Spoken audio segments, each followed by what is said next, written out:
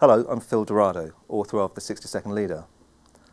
I want to spend the next 3 minutes helping you with possibly the biggest challenge facing you as a leader today, which is getting people to speak truth to power. The higher up an organisation you go, the less likely you are to hear the truth. That's not because people are dishonest. The problem doesn't lie out there. It's because people don't want to bring problems to you. You may well have set this culture yourself, or the leaders that you work with may have set this culture. You know that old line about don't bring me problems, bring me solutions. If a big project comes down from above and it's your job to implement it, you don't want to report back to the person above you whose success and reputation depends on the success and reputation of that project. You don't want to report back to them that you're having problems with it and you need help solving them. So it's not out of dishonesty that we have trouble speaking truth to power. It's out of a need to hide problems that might be seen as excuses and deal with them ourselves. Now this leads to a massive problem throughout large organisations at the moment. I'd like to illustrate it with a story that Bill Marriott, founder of the Marriott Hotel Chains, tells. He had a pet project that he wanted rolled out across the Marriott chain. He'd set a group of senior executives the task of making his baby come to life. He was late for a meeting. He was very keen to find how his project was going. Just as he got to the room, he found his shoelaces were undone. So he bent down to tie his shoelaces up, and through the half-open door, he heard a series of grumbles wafting out of the office. People saying they just couldn't make this thing fly. They couldn't see where the value of it was. They couldn't get any traction. So Marriott walks in, sits down at the head of the table, and says, "Gentlemen," because it was all gentlemen in that organisation in those days, "tell me how my pet project's flying." And one by one around the table, from the HR director to the operations director, he got a whole series of stories about how great it was going. "Bill, everybody loves this idea. One or two problems we need to overcome, but it'll fly, we'll be fine." Until he got to a junior executive halfway around the table who looked up, slightly embarrassed, and said, "Well, I'm sorry to end this agreement festival, but I can't see that this project is going to work at all." A hush descended on the room. The junior executive leant forward thinking, well, my career's on the line here, I might as well go the whole hog. And he said, "I've got 4 compelling reasons, I think, why we should abandon this project right now."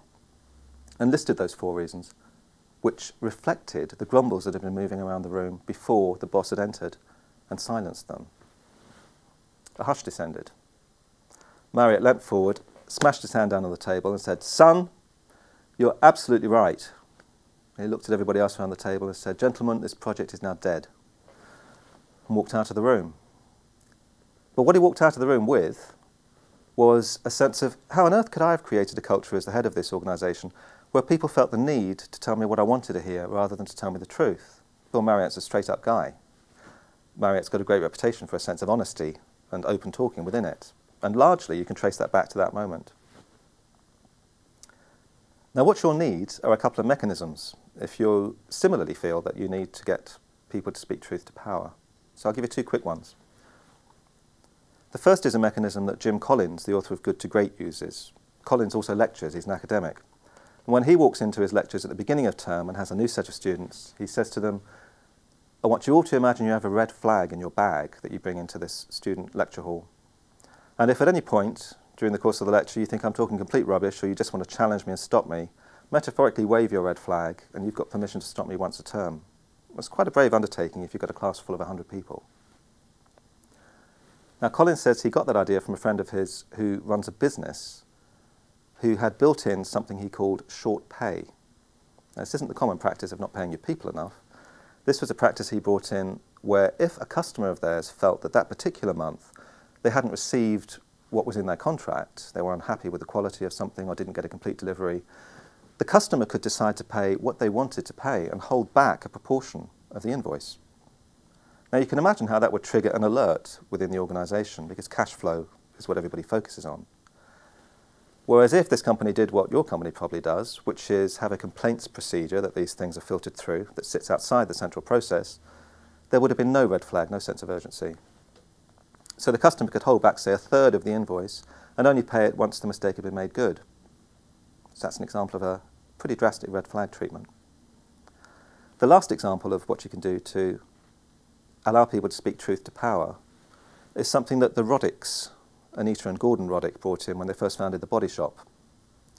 They handed 10 red envelopes to every single member of staff, and they said during the course of the year you can send us up to 10 red letters which in your view are absolutely crucial things that the board needs to decide on.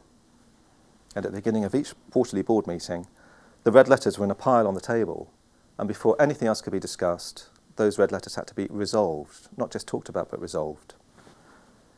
So you need to build into your organisation probably mechanisms like that that allow people to challenge authority, that break the inbuilt hierarchy problem that you have in any organisation. The hierarchy problem that most often comes out in the syndrome of laughing loudly when your boss tells a joke. Is anybody in your organisation not guilty of that one, including possibly yourself?